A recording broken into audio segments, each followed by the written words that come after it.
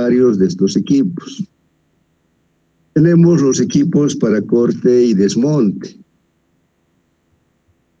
donde podemos señalar los tractores, que son los más conocidos, que están constituidos por un motor, una cabina montada sobre orugas y en la parte delantera una hoja topadora. También para hacer desmonte o corte tenemos las excavadoras. Pueden estar montadas sobre orugas o sobre neumáticos.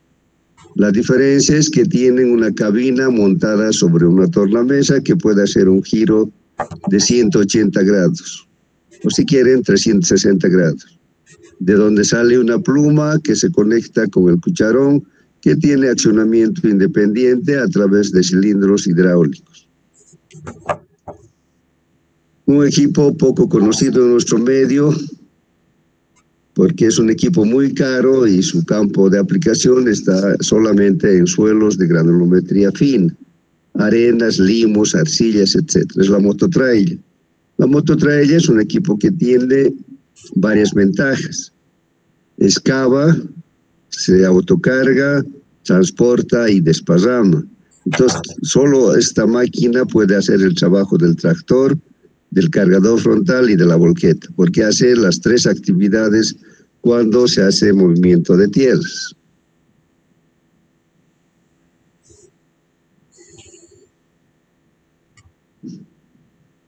Tenemos los equipos de carga, son equipos que van a cargar el material que ha dejado excavado el tractor al equipo de transporte desde los acopios.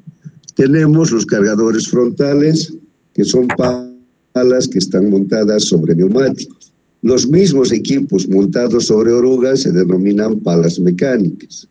Entonces, estas tienen un motor y una cabina que está montada sobre el chasis, y de ahí salen dos brazos laterales que sostienen al cucharón. El cucharón tiene movimientos accionados por un sistema hidráulico que se maneja desde la cabina del operador. Aquí mencionamos también a las excavadoras, porque la excavadora, además de ser un equipo de excavación, es un equipo de carga. Entonces tiene la ventaja de que simultáneamente, al estar excavando, puede ir cargando el material hacia una volqueta que se va a estacionar en una posición cómoda para el operador de la excavadora.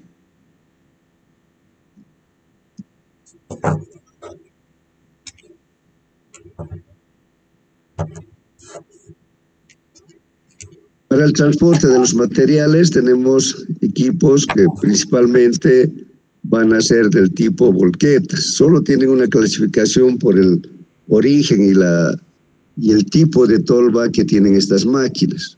Tenemos los dumpers para movimiento de tierras, que son máquinas que tienen un refuerzo especial en la tolva para poder resistir el impacto de cargas más pesadas.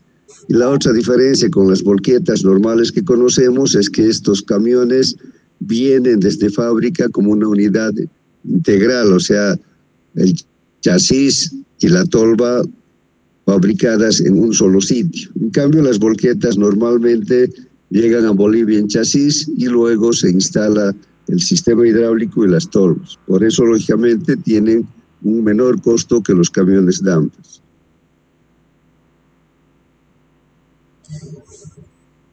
También vienen estos dumpers con exclusivamente para rocas.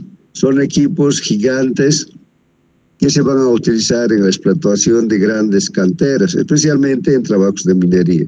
Entonces aquí en esta fotografía de abajo podemos ver, y en la de arriba también, la diferencia que existe entre una persona que está parada delante de la máquina y el tamaño gigantesco de la misma. Y en la de abajo vemos la relación de tamaños con un auto.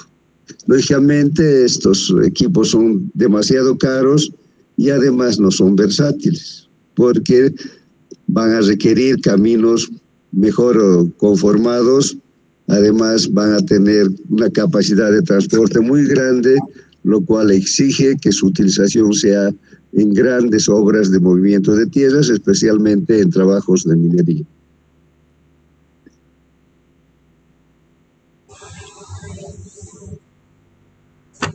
Y los volquetes que nosotros conocemos y que los vemos a diario. Tenemos las volquetas que pueden estar montadas sobre dos ejes, o las volquetas que están montadas sobre un eje delantero de ruedas simples y un eje trasero tándem de eje doble. Entonces también sus capacidades de transporte pueden variar desde 8 toneladas o menos hasta 30 toneladas. Otro equipo de transporte que específicamente en el caso de obras civiles se utiliza para humedecer el material antes de que sea compactado son los camiones aguateros. Los camiones aguateros normalmente van a tener el respaldo de una bomba de agua para poder llenar el tanque. Entonces, dependiendo de la fuente de agua, vamos a tener la bomba de agua que va a permitir el llenado del tanque. Después tenemos los equipos para la construcción de terraplenes. Ahí tenemos las motoniveladoras, los compactadores y los camiones aguateros, como hemos dicho antes. En el equipo de compactación también tenemos una variedad. Tenemos los vibrocompactadores de rodillo liso, que pueden tener diferentes tamaños. Tenemos los compactadores neumáticos, que los neumáticos principalmente se utilizan para el acabado de carpetas asfálticas.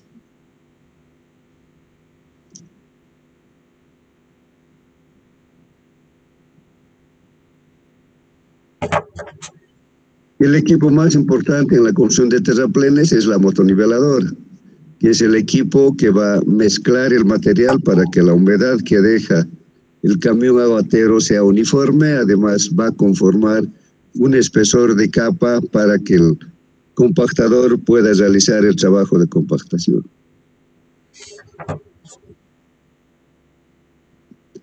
Después vamos a ver también el equipo para la construcción de pavimentos flexibles. Aquí vamos a ver las plantas de asfalto, que es donde se realiza la mezcla de los agregados con el asfalto. Hay diferentes tipos con diferentes también tamaños y modelos. Luego tenemos las terminadoras o pavimentadoras de concreto asfáltico, que pueden estar montadas sobre orugas o sobre neumáticos. Entonces, actualmente vemos con frecuencia estos equipos en las calles, en los trabajos que hace la alcaldía, tanto de carpetas nuevas como para el mantenimiento de las carpetas envejecidas. También en los pavimentos flexibles se utiliza el equipo de compactación, porque la mezcla que sale de la planta hay que compactarla y se compacta en caliente. Pues para eso primero vamos a tener el trabajo del compactador de rodillo liso y luego para hacer el terminado van a entrar los compactadores neumáticos. También, como un trabajo previo para la colocación de la carpeta asfáltica, vamos a tener el trabajo de los camiones imprimadores, o también se llaman distribuidores de asfalto. Lo que hacen estas máquinas es regar el asfalto caliente sobre la capa base o la plataforma para constituir una capa de adherencia, de tal manera que la carpeta que viene encima pueda adherirse con facilidad a los materiales que tenemos en la plataforma. Entonces no es nada más que un camión donde en el chasis se ha montado un termotanque. A diferencia del camión aguatero, este es un termotanque que va a mantener caliente el asfalto para que pueda penetrar en una mayor profundidad sobre la plataforma, además para que no se vuelva viscoso. Tenemos también el equipo para la construcción de pavimentos rígidos.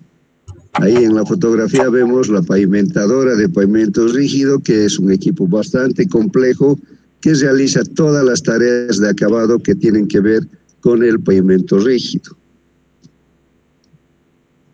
Pero el hormigón va a provenir de una planta de hormigón, lógicamente. Entonces el equipo importante que produce el hormigón ha de ser la planta.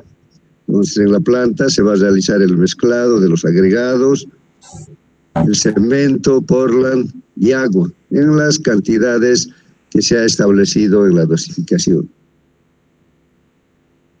Entonces ese material va a ser trasladado a través de los camiones mixer o volquetas hasta el sitio donde se está construyendo la vía y se va a dejar delante de la pavimentadora.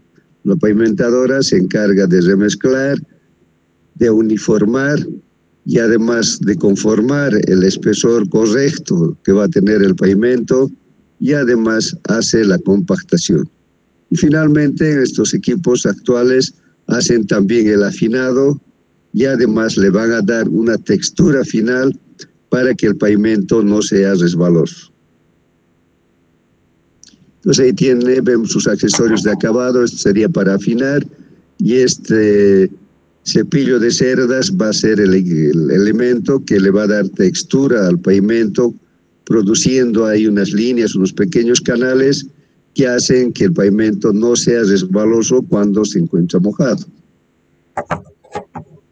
Para el transporte del hormigón, con el fin de que el hormigón no empiece a fraguar, si la distancia entre la planta de hormigón y la obra es grande, entonces se utiliza los camiones hormigoneros.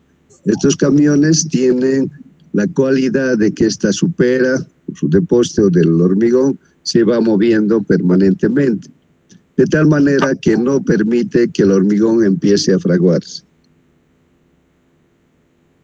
Si tienen preguntas.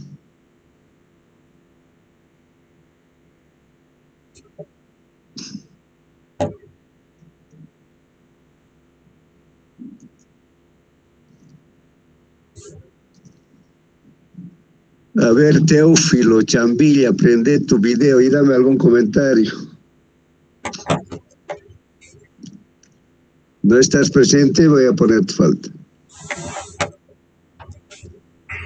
Hola. Entonces, lo que vamos a hacer, hemos dicho, vamos a verificar si están presentes. Aquí vemos que no está presente. A ver, el que está al lado, Samuel Alberto Zambrana. Prende tu video. ¿Sí, hola? Tampoco. José Antonio Vélez. Prende tu video. A ver, todos prendan su video. Buenos días, Inge. Hola, José Antonio. ¿Dónde estabas? ¿Te has ido a tu cama? Aquí estoy, Inge. A ver, dime cuáles de esos equipos que hemos descrito los has visto trabajar. Aquí en la avenida del CIAR, Dalí a la Chapare, Camino Nueva Santa Cruz, Inge, ahí hay esas máquinas, por ejemplo, la pavimentada de pavimentos y todo eso, ahí también hay esa planta de hacer el hormigón en una sola parte, y de ahí están distribuyendo a varios lugares para poder asfaltar los lugares con pavimentos rígidos por la carretera Camino Nueva Santa Cruz. Dime, ¿de qué empresa es? Ay, no sé. A este respecto, ustedes pueden ver en las calles estos camiones mixer que llevan hormigón a los edificios. En Cochabamba se ha generalizado la compra de hormigón preparado. A no ser que la obra sea muy pequeña, los constructores prefieren comprar a las empresas ya el hormigón preparado. Tenemos varias empresas que venden actualmente hormigón preparado. Antes solo estaba Cobose y Redimix, pero ha incursionado ahora Campero y otras empresas que deben ser como unas 8 por lo menos que ofrecen hormigón preparado. Lógicamente tiene sus ventajas. La planta de hormigón actual es un equipo que tiene una consola digitalizada. Entonces nosotros hacemos la dosificación en el laboratorio. Ustedes se han de llevar hormigón 1. Entonces ahí establecemos con precisión los pesos de la grava, de la arena, la cantidad de agua y el contenido de cemento. Entonces esa dosificación en papel se le da al operador de la planta y él va a reproducir exactamente las cantidades que hemos establecido en la dosificación. De esa manera podemos garantizar que la resistencia del hormigón ha de ser uniforme. Si estamos trabajando con un hormigón 210 kilos sobre centímetro cuadrado, entonces, en general, las resistencias que va a dar ese hormigón han de estar en ese rango o un poco más. Entonces, es una gran ventaja que se ofrece actualmente a través de estas empresas que llevan el transporte, que llevan el hormigón a través de mixer. También estas empresas alquilan las bombas de hormigón, de tal manera que el hormigón pueda ser bombeado hasta el piso donde se está haciendo el trabajo. Kevin Cristian Blanco, a ver qué me puedes contar al respecto. Prende tu video.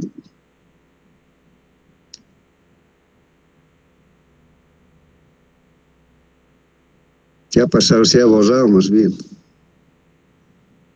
Bueno, seguiremos. Ya saben que desde la próxima semana va a haber control de asistencia para los que no estén presentes o no hayan contestado.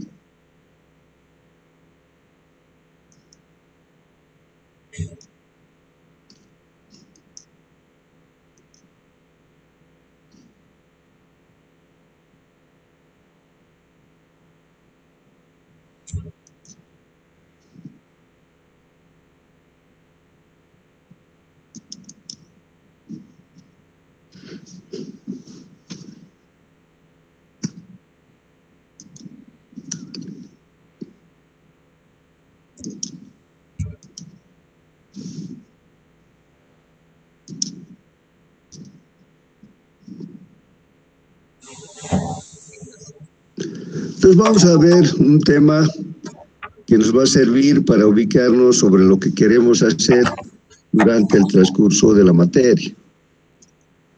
Vamos a ver los criterios generales para la organización de obras de movimiento de tierras. Entonces, ¿cómo se organiza una obra donde existe una gran cantidad de máquinas? Estamos hablando de tractores, excavadoras, cargadores frontales, volquetas y también equipo para la construcción de terraplenes. Para esta organización y en general, que el criterio que tenemos a lo largo de la materia han de ser las obras de la construcción de carreteras, porque en la construcción de carreteras es donde más equipos se utilizan. Si ustedes ven en un edificio se va a tener uno o dos equipos, principalmente seguramente una excavadora, por ahí un cargador frontal y una volqueta que vaya sacando los materiales de la excavación de las fundaciones. En cambio, en la construcción de terraplenes tenemos la infinidad de equipos que hemos ido señalando inicialmente.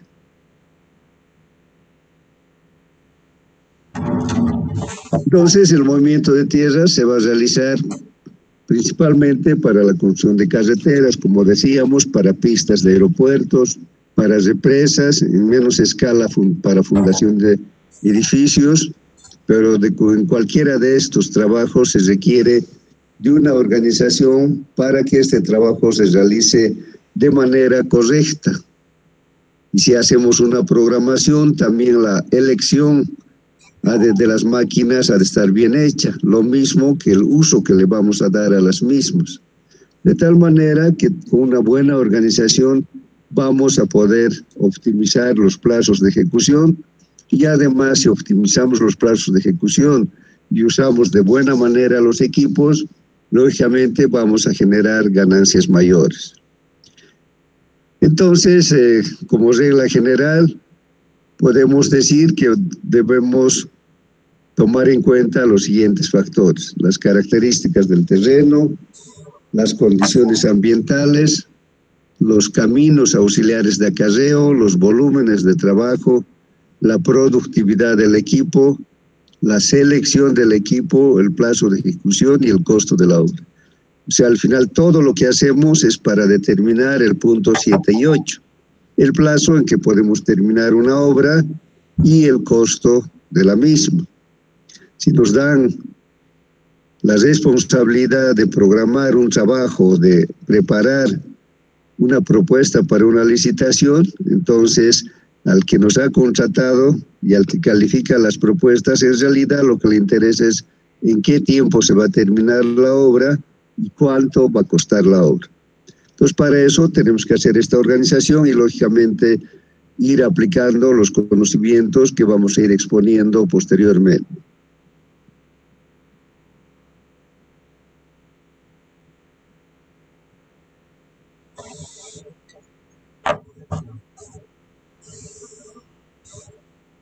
Nos decíamos que lo primero que tenemos que observar es las características del terreno. En el caso de carreteras, lo importante es definir la compensación que debe existir entre los volúmenes de corte y los volúmenes de relleno.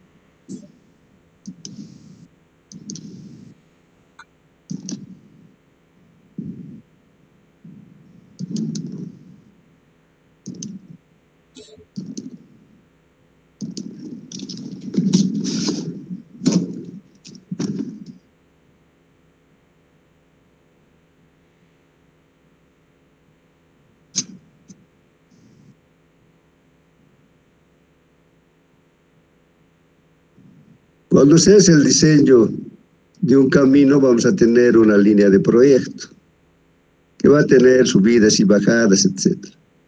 Entonces, ese va a ser el terminado del movimiento de tierras. Pero cuando vamos y con el topógrafo a reponer las líneas del proyecto, lo que vamos a encontrar es que tenemos lugares donde tenemos que cortar. Van a haber otros lugares donde tenemos que rellenar.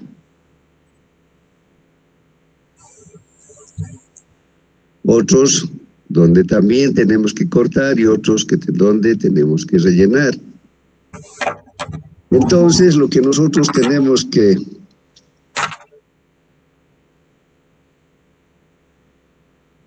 ver en todo momento es que estos volúmenes que vamos a cortar se utilicen en los rellenos.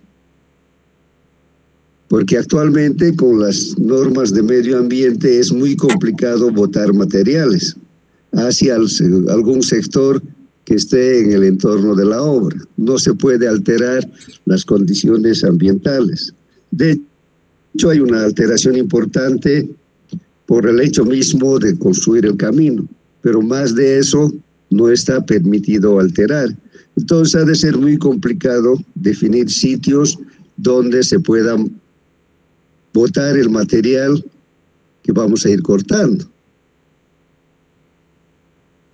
Entonces tenemos que pedir permiso a la autoridad ambiental para que estos materiales sean depositados en ese sitio. Además, una vez que se ha terminado de llevar el material, hay que uniformar de tal manera que el daño ecológico sea el menor posible. Por eso es que estos materiales nosotros en nuestra programación tenemos que considerar que debemos llevar hacia los terraplenes.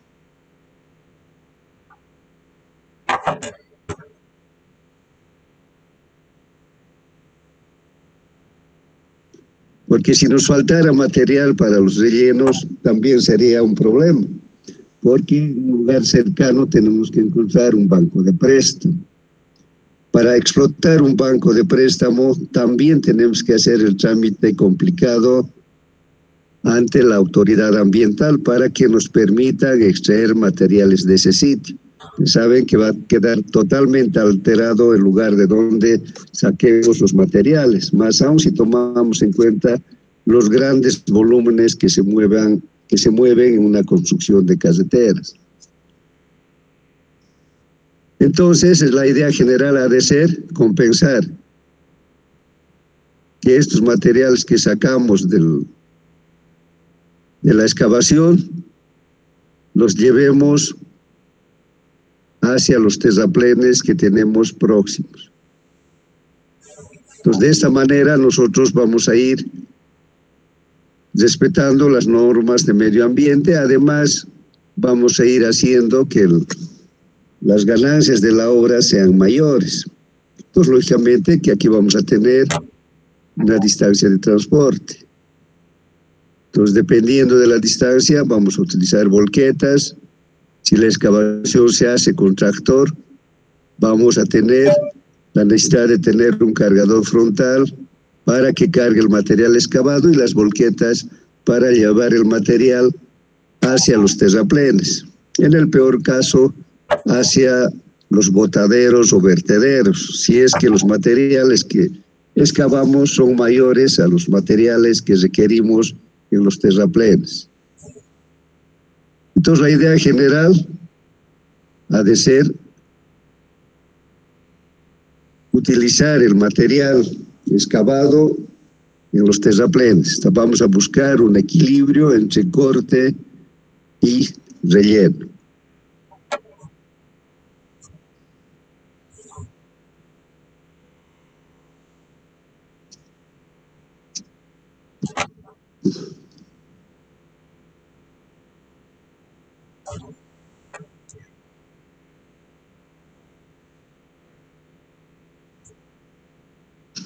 Entonces, hemos dicho que la idea general para organizar la obra de movimiento de tierras es buscar una compensación entre los cortes y los terraplenes.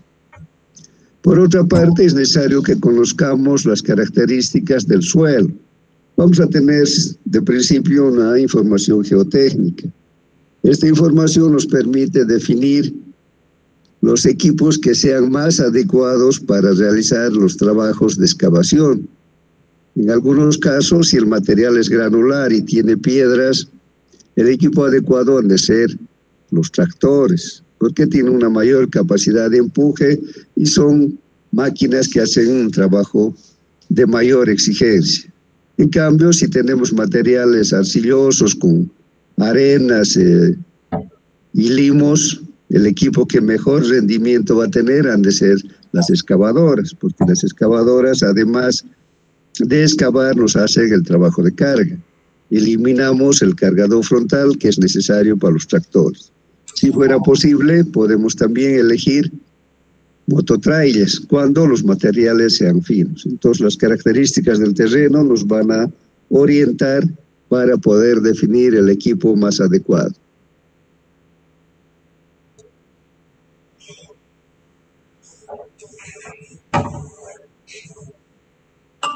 Luego, aunque pareciera que no es importante, hay que ver las condiciones ambientales. Principalmente tenemos que ver el régimen de lluvias. Además, tenemos que ver las temperaturas predominantes. Además, tenemos que observar si en el trayecto de la vía que estamos construyendo existen arroyos, pantanos, etc. ¿Por qué nos interesa el régimen pluviométrico? Nos interesa porque las lluvias afectan al plazo de ejecución. Como estas obras se hacen a la intemperie, a cielo abierto, lluvias muy intensas nos van a afectar, van a determinar en algunos casos que la obra se suspenda, que no se pueda ejecutar durante ese día, 2 días, 3 días, etc. Entonces, las condiciones han de ser muy diferentes entre una zona seca y una zona que sea muy lluviosa. Es lo que tenemos en nuestro departamento. Si nosotros vemos el valle, en el valle las lluvias son escasas. En realidad, actualmente con el cambio climático no se llega ni a 500 milímetros acumulados de agua al año. O sea, la cantidad de lluvia es pequeña. Pero ¿qué pasa en el trópico? En el trópico llueve entre 3.500 y 5.000 milímetros al año. Entonces, hay una diferencia muy grande. Además que las lluvias en el trópico son más frecuentes. En el caso del valle, prácticamente tenemos una época seca muy marcada, que puede empezar en abril y puede terminar en octubre. Entonces, en ese tiempo se puede trabajar sin ningún perjuicio a causa de las lluvias. En cambio, en el trópico no, porque también llueve en invierno. Entonces, esto nos da una idea de cuántos días hábiles de trabajo vamos a tener en Cochabamba. Seguro en Cochabamba vamos a tener, digamos, un perjuicio por las lluvias que no va a pasar de 2 semanas, de 15 días, los días de lluvia que sean muy intensos y que nos obliguen a paralizar las obras. Las lluvias principalmente afectan a la construcción de terraplenes. Para compactar un material tiene que tener una humedad adecuada. No puede estar seco ni puede estar muy húmedo. Si llueve, el material se pone excesivamente húmedo. Entonces no se puede compactar, se vuelve como una gelatina. Entonces lo que vamos a hacer después de una lluvia es ir batiendo con la motoniveladora para que este material se exponga al sol y se pueda secar. Vamos a esperar a que seque hasta que esté próximo a la humedad que está determinada en la especificación. Entonces, si en Cochabamba tenemos un perjuicio de 15 días al año, seguramente en el trópico vamos a tener un perjuicio de 3 meses o más. Y eso es una afectación muy importante para el plazo de ejecución, porque si nosotros solo trabajamos 9 meses al año, entonces la cantidad de años que vamos a trabajar ha de ser mayor. Además, nos afecta en la parte económica, salarial. A un operador, a nuestros trabajadores, no le podemos decir, este mes solo se ha trabajado 1 semana y te voy a pagar por 1 semana. El trabajador vive del salario que le paga la empresa. Entonces, no interesa que haya llovido, que hayan trabajado menos días, etcétera. El patrón tiene que pagarle el mes completo. Entonces, lógicamente, hay una afectación también en la parte económica. Después, decíamos que las temperaturas también van a afectar. Principalmente si es un clima muy cálido, entonces las condiciones de trabajo no son las adecuadas. Entonces vamos a tener que hacer horarios especiales. Por ejemplo, empezar el trabajo a las 6 de la mañana, luego trabajar hasta las 12 y las horas que faltan podemos trabajar desde las 4 hasta las 7. De tal manera que las condiciones para el trabajo de los obreros sea el más correcto posible. Y si hace mucho frío también vamos a tener una afectación. Los equipos a diésel van a tener más dificultad para hacer el prendido inicial. Lógicamente, actualmente existen sprays, etcétera, para facilitar el prendido de las máquinas. Entonces, pero de todas maneras, va a haber una afectación al rendimiento de los equipos y también de los operadores. Actualmente los equipos modernos vienen con aire acondicionado. Entonces, dentro de la cabina el operador va a estar más cómodo. Pero no solamente es el operador, hay gente que necesariamente tiene que estar en tierra. Entonces, va a haber una afectación también por las condiciones de clima que tengamos en la zona. Decíamos también en las condiciones ambientales tenemos que observar si existen manantiales o pantanos. Actualmente la ley de medio ambiente restringe, prohíbe en realidad hacer cualquier vía que afecte a manantiales o pantanos, porque en los pantanos existe una variedad de flora y de fauna que no se puede afectar. Entonces, si nosotros en el diseño, porque actualmente los diseños en su mayoría se hacen mediante equipos aéreos. Ustedes tienen actualmente una diversidad de equipos de diferente sofisticación.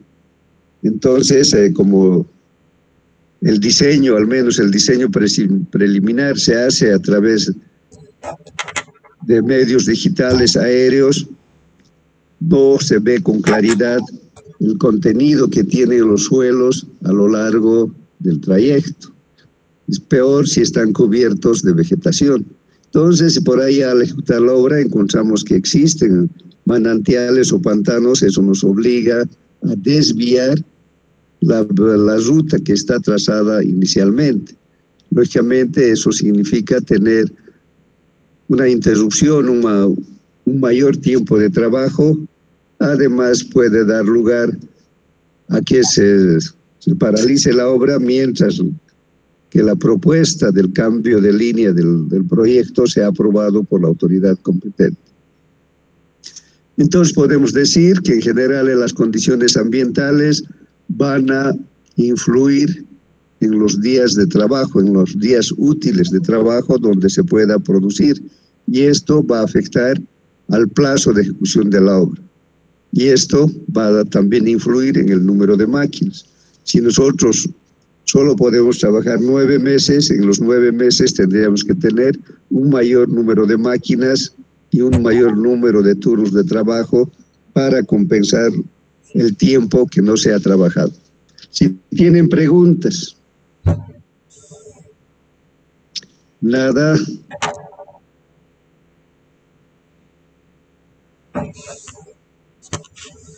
Otro tema que hay que ver de la organización de las obras de movimiento de tierra son los caminos de acarreo.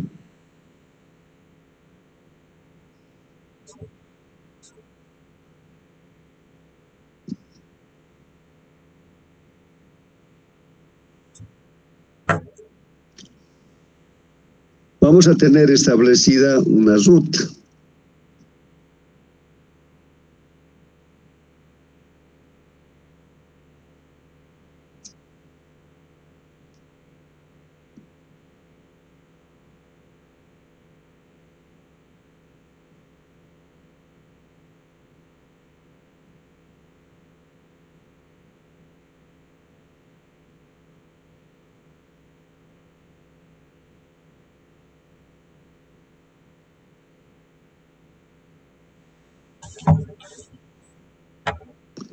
Ese sería el camino que debemos ejecutar. Pero nosotros necesitamos tener caminos auxiliares. Cuando estemos haciendo los terraplenes,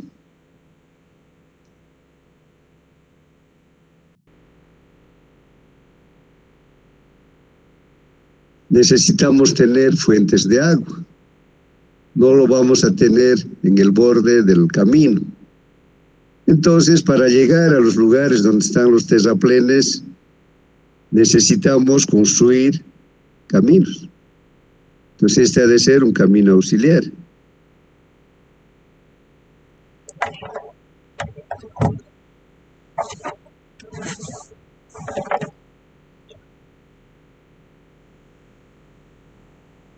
Aquí vamos a tener otro camino.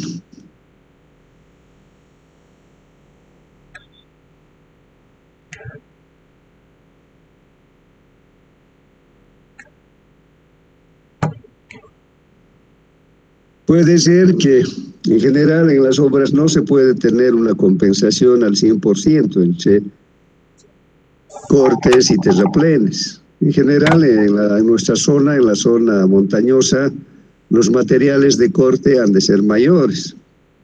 En cambio, en la zona de los llanos del Beni, como no existen elevaciones, los volúmenes de corte han de ser mucho menores que los volúmenes que se requieren para los rellenos. Entonces, para eso lo que vamos a hacer es disponer de bancos de préstamo.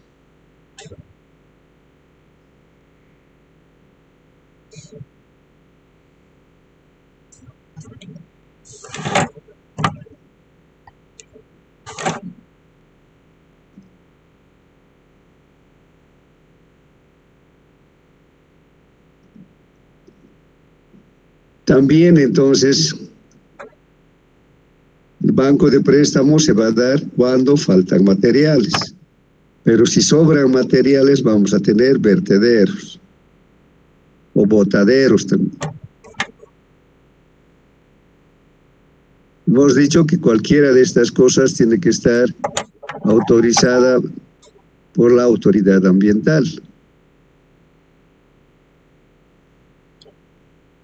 Entonces también hay un camino auxiliar para sacar los materiales excedentes hacia el botadero. Y si hay banco de préstamo, necesitamos también un camino para llevar el material desde el banco de préstamo hasta la carretera. Pues aquí hemos dicho que tenemos las fuentes de agua.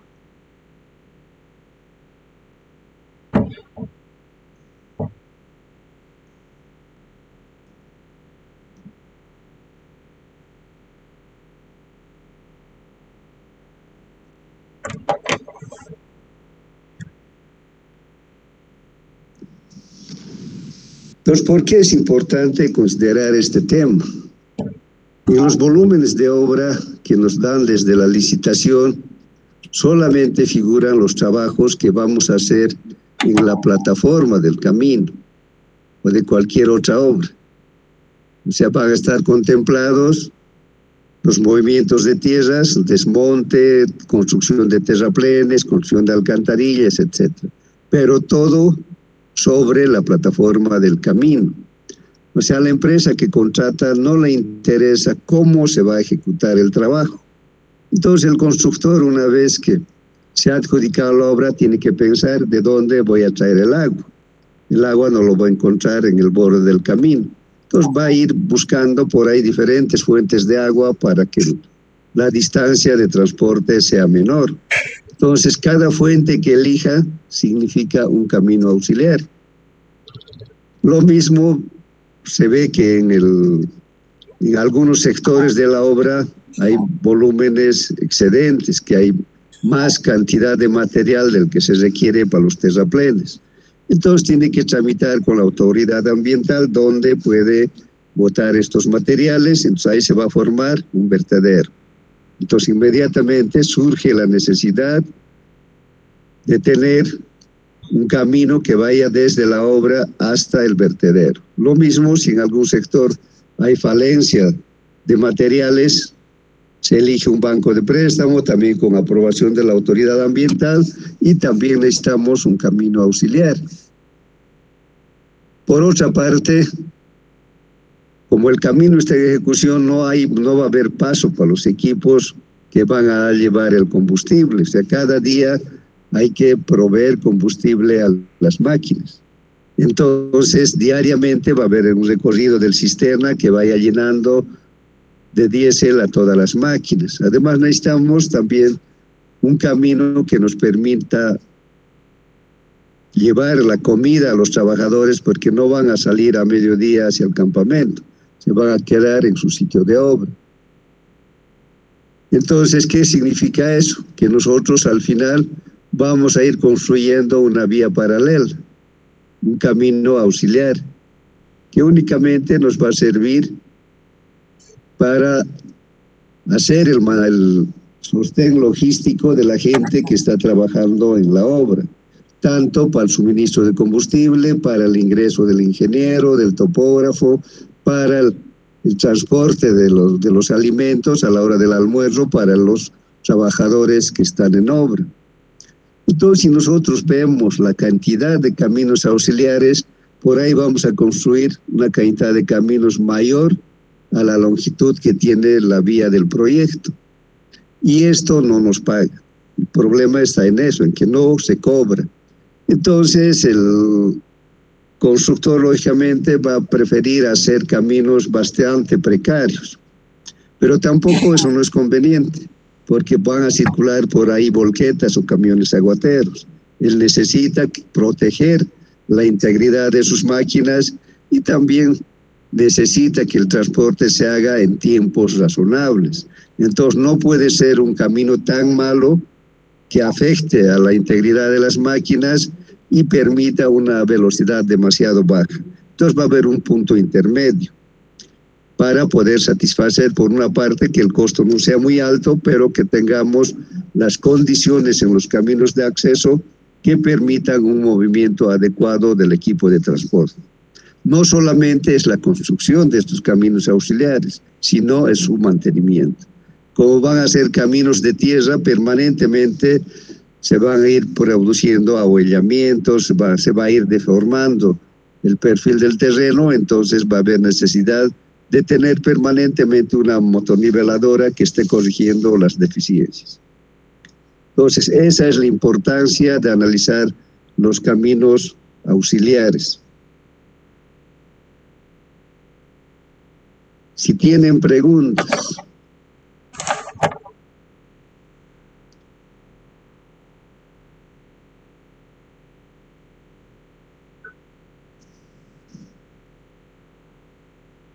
A ver qué me dicen al respecto.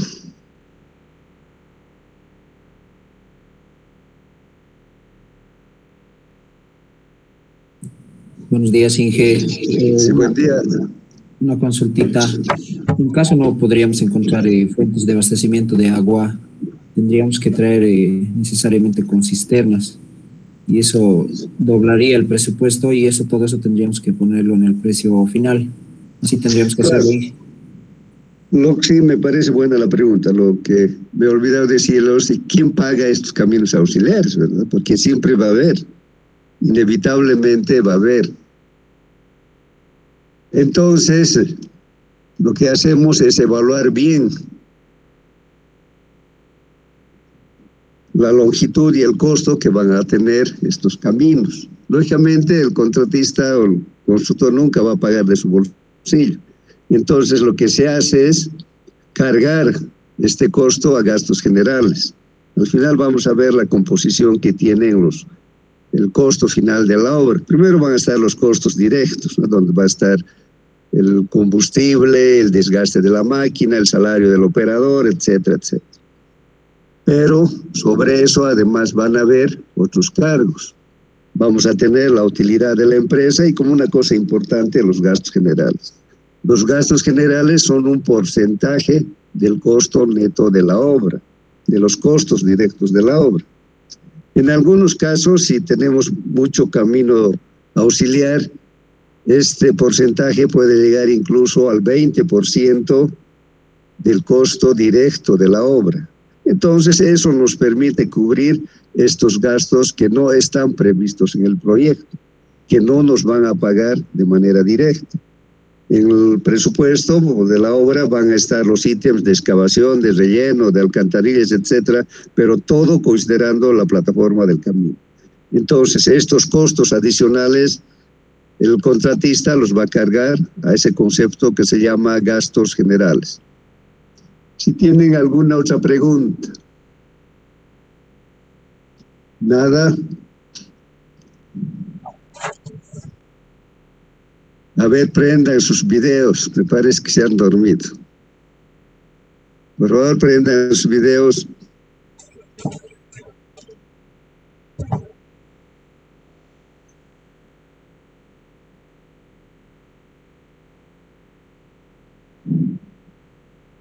Este tipo de enseñanza es bastante complicado, ¿no? Porque realmente ustedes con más facilidad pueden distraerse, porque ustedes están frente solo a una pantalla, no es como cuando estamos presentes en el aula, donde todos nos estamos mirando. Por ahí si se duerme alguien podemos incluso hacerle una broma, pero de aquí desde la plataforma es bien difícil, ¿no? Entonces, incluso para mí, porque yo tengo que permanecer solo mirando la pantalla, entonces no es agradable. Entonces, lo importante es que ustedes le pongan voluntad. Esta es una materia fácil donde ustedes pueden realmente sacar una nota alta. Entonces, para que ustedes mantengan su capacidad de atención, vamos a quedar ahí y vamos a seguir el día de mañana. Pues ya saben, su perfil tiene que ser una fotografía con su nombre correcto. Además que para el siguiente martes todos tienen que tener su correo institucional. Entonces, buenos días, que les vaya bien a todos, a no ser que haya alguna pregunta. Nada, todo está claro. Entonces, al final de este tema vamos a tener también una tarea con los formularios del Classroom, para que ustedes puedan responder rápidamente algunas preguntas que se van a referir al tema. Entonces, gracias por su atención y que les vaya bien. Hasta luego. Muchas gracias, Inge. Hasta luego. Gracias a ustedes por su atención. Hasta luego. Buenos días.